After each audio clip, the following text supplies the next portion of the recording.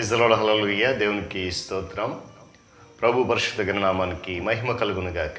క్రీస్తునందు ప్రియులారా, దేవుడు తన మహాకృపను బట్టి మరొక నూతన ఉదయకాలం వేకున లేచి ఆయన నామాన్ని స్తుతించగలిగే చక్కటి శ్రేష్టమైన అవకాశం మనందరికీ అనుగ్రహించిన విధానాన్ని బట్టి ప్రభు పరిశుద్ధ గణనామానికి మహిమ కలుగునుగాక.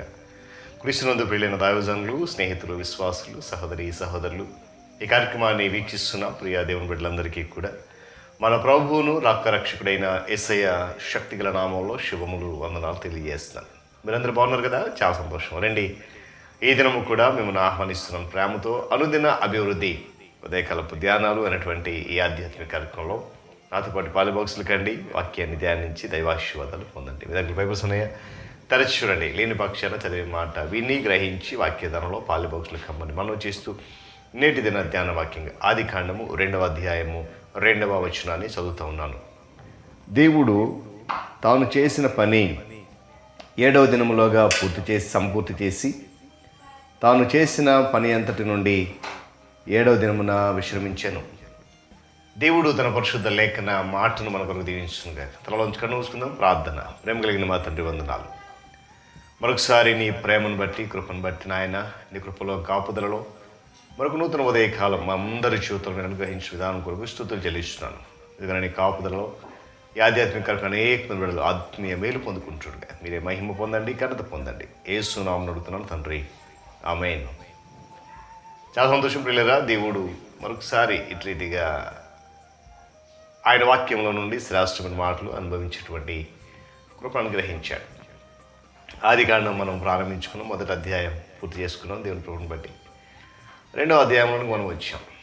ఈ 2వ అధ్యాయం మొదటి 3 వచనాలు కనుక చాలా జాగ్రత్తగా గమనిస్తే దేవుడు తను చేసిన పని అంతటి నుండి విశ్రమించిన విధానం కనబడుతూ ఉంది.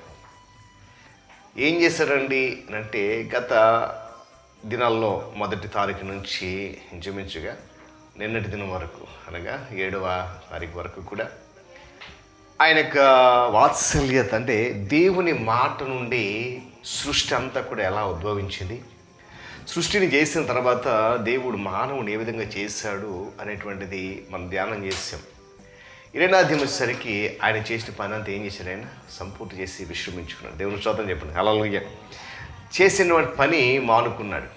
అదేంటండి, దేవుడు పని మానేసి ఎలాగండి? ఆయన ఒకళ్ళు అలసిపోయాడా అని అనుకోవచ్చు. ఆయన అలసిపోయే దేవుడు కాదు. దేవుని స్తోత్రం కలుగును గాక. హల్లెలూయా. అలసిపోడు ఆయన. తాను చేయదలుచుకున్న పని అంతా కూడా ముగించాడు కాబట్టి, అనుకున్నట్టు జరిగింది కాబట్టి తన కార్యకలాపాలను చాలించాడు అక్కడి వరకు, అంతే. అలాగని ఆయన చేసేటువంటి పని ఏది పూర్తిగా ఆయన మానుకోలేదు. కారణం ఏంటంటే, ప్రారంభ సృష్టి చేశాడు, సృష్టి తర్వాత మానవుని చేశాడు. సరే, ఇక మీదట మానవుడు చూసుకుంటాడు అనేది తన అర్థం.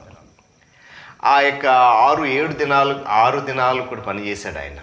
7వ దినాన్ని ఏం చేశాడంటే విశ్రమించి, అక్కడ ఒక మాట ఉంది, విశ్రమించను. తర్వాత మాట ఆశీర్వదించను అనే మాట. హల్లెలూయా. చూడండి, మానవుడు అనుసరించాలని చెప్పి ఇక్కడ ఒక సూత్రం నియమిస్తున్నాడు. ఇక్కడ వరకు నా పని అయిపోయింది అబ్బాయి, నీ కొరకు చేయదలసిందంతా కూడా చేసేసాను, ఇక మిగిలింది ఏమీ లేదు, నీకు అన్నీ అనుకూలంగా చేసేసాను, ఇక నుండి నీవు చేయాలి అని చెప్పి 6 రోజులు పని తర్వాత ఒకరోజు విశ్రాంతి, అంతే. గమనించండి, దేవుడు తన కార్యాలను మనుషులందరికీ అనుకూలపరచి వాటిని ఆయన చిత్తానుసారంగా నడిపించాలని, ఆయన నామ మహిమార్థమైన జరిగించాలని చెప్పేటువంటి ఆశ కలిగి ఉన్నాడు ఆయన. దేవుని స్తోత్రం చెప్పండి గట్టిగా. హల్లెలూయా.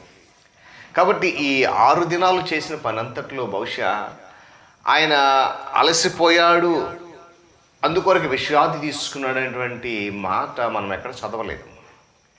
ఈ చిన్న విరామం అంటే దేవుడు తాను పని చేసిన తర్వాత మానవుడు ఏ విధంగా జీవించాలి, తన పనిని ఏ విధంగా కొనసాగించాలి, ఈ వివరాలన్నీ కూడా మనం ఒకటి చూస్తూ ఉంటాం. యెషయా గ్రంథం 45:28 చూడండి. కొంత వెసులుబాటు. చూడండి, మనకు పని లేకుండా దేవుడే సమస్తం చేసుకుంటూ వెళ్ళిపోతే మన పని ఎందుకండి? అసలు ఆయన రాజ్యం ఎందుకు ఉండాలా, మనం ఎందుకు ఆయన సన్నిధికి రావాలా కదా? అలా కాకుండా ఆయన చేసిన పనికి, అందుకనే దేవుడు మానవుని చేసిన తర్వాత ఒక మాట అన్నాడు అక్కడ, మీరు ఫలించి అభివృద్ధి పొంది విస్తరించి భూమిని నుంచి లోపరుచుకున్నాడు. తన స్వరూపమందు చేయబడిన మానవుడు ఎలాంటి దురుద్దేశానికి గురి కాకుండా, ఎలాంటి పాపానికి లోను కాకుండా ఉండడానికి సమస్యను ఏర్పాటు చేసినప్పుడు గత దినం మనం ధ్యానించాం. చేసిందంతా కూడా చాలా మంచిగా అనిపించింది దేవునికి. 6 దినాలు ఆయన కష్టపడి శ్రమించి లేక ఆయన సంకల్పంలో చేసిన పని అంతా కూడా చాలా మంచిది కనబడింది. 7వ దినాన్ని ఏం చేశాడు? ఆయన చేసిన పని అంతటి నుండి ఏం చేశాడు? విశ్రమించాడు. హల్లెలూయా. ఈరోజు మనము నేనంటాను, ఆయన చేసినటువంటి లేక ఆయన ఏర్పాటు చేసిన ఈ మార్గాన్ని క్రమం తప్పకుండా మనం పాటించగలగాలి. 7వ దినము విశ్రమించాలి, పని చేయకూడదు. అది పరిశుద్ధపరిచాడు దేవుడు. రానున్న దినాలు మనం ధ్యానం చేయబోతున్నాం కనుక ఈ క్రమం అంతా కూడా ఒక పద్ధతి ప్రకారం, ఎక్కడ కూడా దాంట్లో లోటుపాట్లు లేవు. మరొక వ్యక్తి వేలెట్టి చూపించేటువంటి విధానం లేకుండా దేవుడు సమస్తమును కూడా సృష్టించి, మానవుని సృష్టించి ఈ పనందరిని విరమించి కొంత విశ్రాంతి తీసుకున్నాడు. కారణం ఏంటి తెలుసా? ఇక మీదట మనము చేసినటువంటి సూత్రం ఒకటి ఇక్కడ నియమిస్తున్నాడు. కనుక ఆ దేవుని యొక్క మార్గంలో ఆయన చేసిన పని అంతట్లో నుండి ఆయన ఏ విధంగా విశ్రమించుకున్నాడో మన మీద ఉంచిన బాధ్యత ఆయన రాజ్యం చేరే వరకు కూడా విరామం లేకుండా పని చేసి అప్పుడు ఆయన రాజ్యంలో విశ్రాంతి పొందుకుందాం. దేవుడి మాటలు మన కొరకు దీవించండి కాక. తనలోంచి కన్ను మూసుకునండి, ప్రార్థన చేద్దాం. ప్రేమ కలిగిన తండ్రి వందనాలు. మరొకసారి నూతన ఉదయకాల సమయంలో నీ కృపలో నీ కాపుదలను జ్ఞాపకం చేసుకొని ఆది కాండం నుండి శ్రేష్టమైన విషయాలు, లోతైన మర్మాలు తెలుసుకునే కృపదించారు. మీకు వందనాలు. ఇటు రీతిగా నీ సన్నిధి మాతో ఉంచి ఆధ్యాత్మిక జీవితంలో బలపడటానికి నాయన నీ కృపలో నీ కాపుదలు నీ సన్నిధానంలో నడిపిస్తున్నందుకు వందనాలు. మరింత బలపరిచి దేవునితో నింపండి. ఈ కార్యక్రమం ద్వారా అనేక మందిని విడలు పాలిభాగస్తులై నీ నామాన్ని మహిమపరిచే విధంగా నడిపించండి. ఘనత పొందండి. యేసయ్య నామమున అడుగుతున్నాం తండ్రి, ఆమేన్. త్రియేక దేవుని దీవెన, ఆయన సన్నిధి కాపుదల సదాకాలము మనందరికీ తోడైన నడిపించును గాక. ఆమేన్.